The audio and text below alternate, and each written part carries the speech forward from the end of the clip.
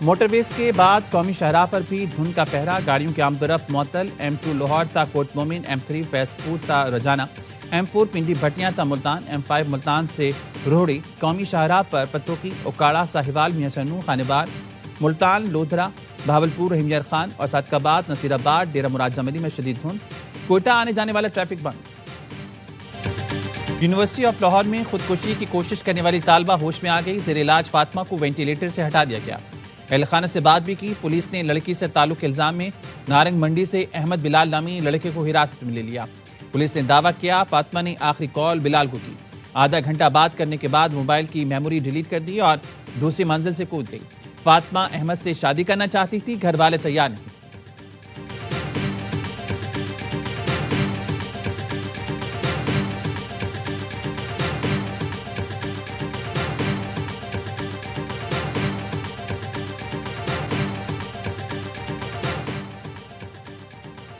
P T I T T P کو دہشت گرد جماعت کہنے سے گریز کر رہی ہے۔ کوئی سمجھتا ہے ٹی ٹی پی صفوں میں محب وطن پاکستانی بھی ہیں تو ان کو کیا کہیں گے؟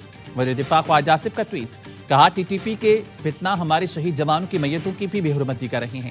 کارگل کی لڑائی میں ہمارے جوان دشمن لڑتے شہید ہوئے تھے، ہمارے شہداء کی میتیں دشمن نے فوجی اعزاز کے ساتھ واپس کی تھی۔ یہ واضح طور پر ٹی ٹی پی کو دہشت گرد کہنے کو تیار نہیں۔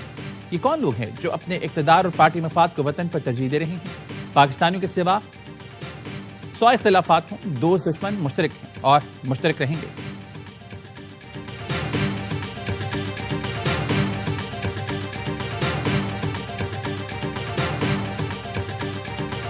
میں چاہ رہا ہوں آپ صاف مجھے کہیں ٹی ٹی پی ایک دہشت گرد جماعت ہے۔ ٹی ٹی پی میں جو لوگ ریاست کے خلاف ہیں وہ دہشت گرد ہیں۔ جو بھی پاکستان کی ریاست یا پاکستان کی زمین جو دہشت گردی کے لیے استعمال کرتا ہے، پاکستان کے فورسز پہ حملے کرتا ہے، پاکستان کی سیویلینز پہ حملے کرتا ہے، وہ چاہے ٹی ٹی پی ہو، ٹی ٹی پی کے اندر ہو، ٹی ٹی پی کے باہر ہو، وہ سارے دہشت گرد کہلاتے ہیں۔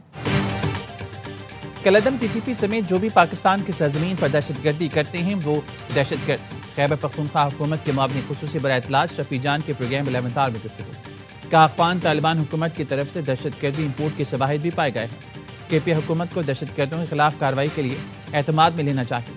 شفیع جان نے ایک دن پہلے کالعدم تحریک طالبان پاکستان کو دہشت گرد تنظیم کہنے سے انکار کیا تھا۔ یاون نیوز کے پروگرام خبر کے سینئر اینکر پرسن محمد مالک کے سوال کے جواب میں شفیع جان آئیں بائیں شائیں کرتے رہے تھے۔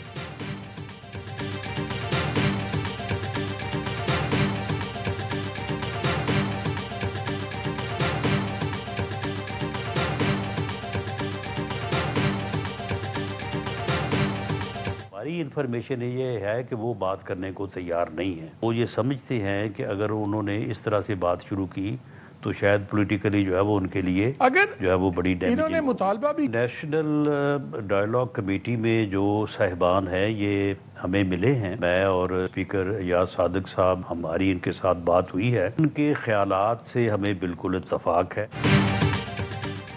اپوزیشن والے بات کرنے کو تیار نہیں، وہ سمجھتے ہیں بات چیت شروع ہونے سے ان کا سیاسی نقصان ہوگا۔ وزیر اعظم کے مشیر رانا ثناء اللہ کہتے ہیں نیشنل ڈائیلاگ کمیٹی کے لوگوں سے میری اور ایاز صادق کی بات ہوئی ہے، حکومت آمادہ ہے، وزیر اعظم کی آفر موجود ہے۔ اپوزیشن والے نیشنل ڈائیلاگ کمیٹی کو بھی کسی اور نظر سے دیکھتے ہیں، کبھی کوئی بہانہ کبھی کوئی اور، یہ نیشنل ڈائیلاگ کمیٹی کو بھی تسلیم نہیں کرتے۔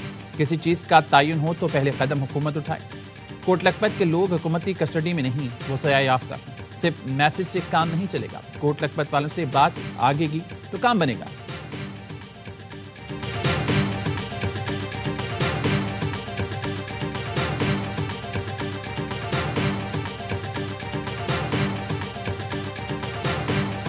حکومت اور اپوزیشن اپنے نمائندوں پر مشتمل کمیٹیاں تشکیل دیں جن کے درمیان مذاکراتی عمل کا آغاز کیا جائے۔ صدر مملکت آصف زرداری، محمد نواز شریف اور شہباز شریف حکومت کی کمیٹی کانسٹیٹیوٹ کریں، افواج پاکستان کو اپنی سیاست کے لیے استعمال کریں، نہ ہی منفی پروپیگنڈے کا حصہ بنایا جائے۔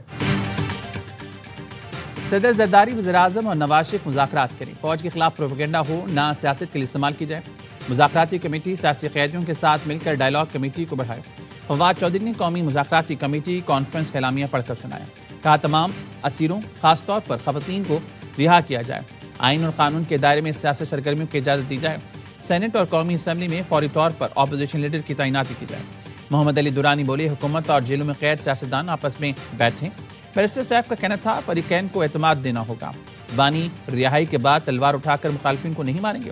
کانفرنس میں پی ٹی آئی، تحریک تحفظ آئین اور نون لیگ شریک نہیں ہیں۔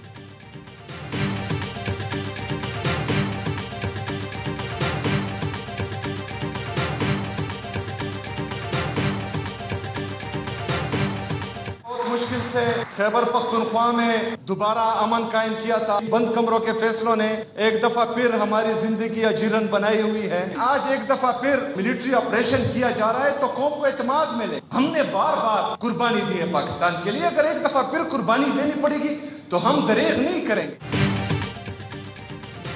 آپریشن سے پہلے ہی قوم کو اعتماد میں لینا ہوگا۔ کچھ لوگ چاہتے ہیں ہمارے بچوں کے ہاتھوں میں قلم کی جگہ بندوق ہو۔ وزیر اعلیٰ خیبر پختونخوا کا پشاور میں تقریب سے خطاب۔ سہیل آفریدی نے کہا ملک کی خاطر قربانیاں دے رہی ہیں، لیکن یہاں نیتوں میں کھوٹ ہے۔ جب ہم کہہ رہے تھے کہ دہشت گردی آ رہی ہے تو ہمارا مذاق اڑایا جاتا تھا۔ بند کمروں کے فیصلوں نے زندگی پھر اجیرن کر دی۔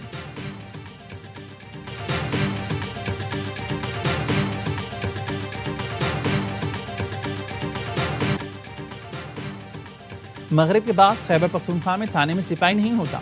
خیبر پختونخوا حکومت نے امن و امان پر ایک اجلاس نہیں کیا۔ سندھ کے سینئر وزیر شرجیل میمن کہتے ہیں D G I S P R نے خیبر پختونخوا حکومت کا کچا چھٹا کھول دیا۔ پی ٹی آئی دہشت گردوں کی حمایت کرتی آئی ہے۔ سہیل آفریدی کو سندھ میں ویلکم کہیں گے لیکن انتشار نہ پھیلائیں۔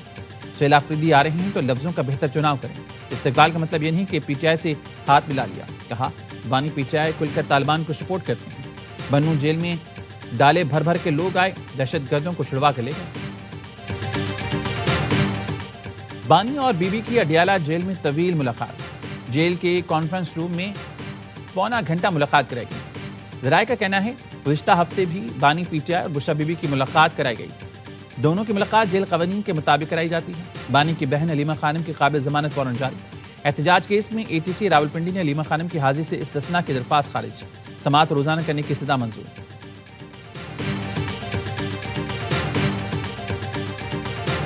توشہ خانہ کا جب یہ کیس چل رہا تھا، ایک سونے کا لوٹا جو تھا بشرا بی بی کے نام پہ جاری ہوا تھا، ریسیو کیا تھا شہباز گل نے۔ بعد میں جب شہباز گل نے خان کے 2 موبائل فون چوری کیے اور فیض حمید کو پہنچائے، اس کے خلاف انکوائری شروع ہوئی۔ انکوائری میں پھر پتہ چلا کہ وہ لوٹا بھی اس نے چوری کیا۔ شہباز گل کو سونے کا لوٹا چرانے پر نکالا گیا، شیر افضل مروت کا دعویٰ۔ سابق پی ٹی آئی رہنما نے کہا توشہ خانہ کیس میں یہ باتیں آتی تھیں کہ کس نے کیا کیا تو فل فہرست میں لکھا تھا سونے کا لوٹا بشرا بی بی کے نام پر جاری ہوا اور شہباز گل نے وصول کیا تھا۔ شہباز گل نے بانی کے 2 موبائل چوری کر کے فیض حمید کو پہنچائے۔ شہباز گل نے سونے کا لوٹا واپس کرنے کے بجائے ایک تاجر کو بیچ دیا۔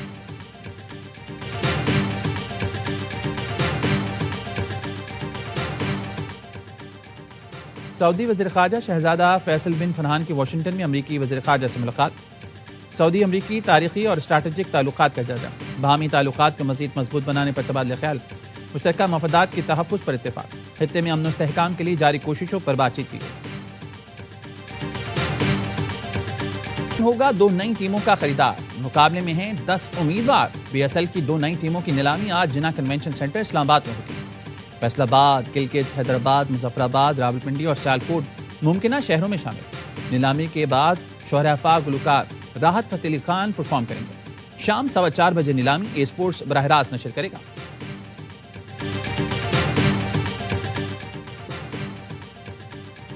پاکستان بنگلہ دیش کے درمیان براہ راست فضائی رابطے کی بحالی میں بڑی پیش رفت۔ بنگلہ دیش کے بیمان ایئر لائن کی پہلی پرواز 29 جنوری کو ڈھاکہ سے کراچی کے لیے اڑان بھرے گی۔ براہ راست پروازوں کا شیڈیول جاری۔ بیمان ایئر ڈھاکہ کراچی کے درمیان ہفتہ وار 2 پروازیں چلائے گی۔ بکنگ کھلتے ہی پہلی پرواز کی تمام نشستیں چند گھنٹوں میں بک ہو گئیں۔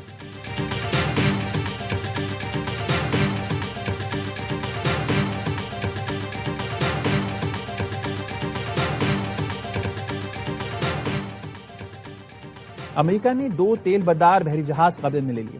امریکی یورپی کمانڈ نے روسی جھنڈا بردار بیلا 1 پر قبضے کی تصدیق کر دی۔ حکام کے مطابق جہاز کو امریکی پابندیوں کی خلاف ورزی پر شمالی اٹلانٹک میں ضبط کیا گیا۔ روس نے اس جہاز کو امریکی کارروائی سے بچانے کے لیے بحری جنگی جہاز اور آبدوز بھی روانہ کی تھی۔ دوسری جانب امریکی صدرن کمانڈ نے ایک اور تیل بردار جہاز MT صوفیہ کو تحویل میں لینے کا اعلان کیا۔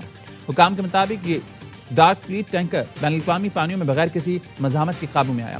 روسی وزیر خارجہ نے آئل ٹینکر پر موجود روسی شہری واپس کرنے کا کہہ دیا۔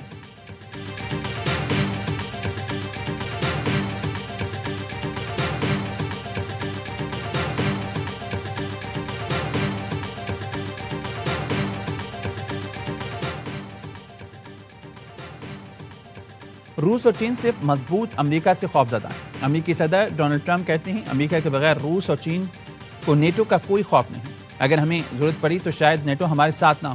اپنی پہلی مدت میں امریکی فوج کو دوبارہ مضبوط بنائیں۔ میری مداخلت نہ ہوتی تو روس پورا یوکرین قبضے میں لے چکا ہوتا۔ میں نے اکیلے 8 جنگیں ختم کی۔ نیٹو رکن ناروے نے نوبل انعام نہ دے کر غلطی کی۔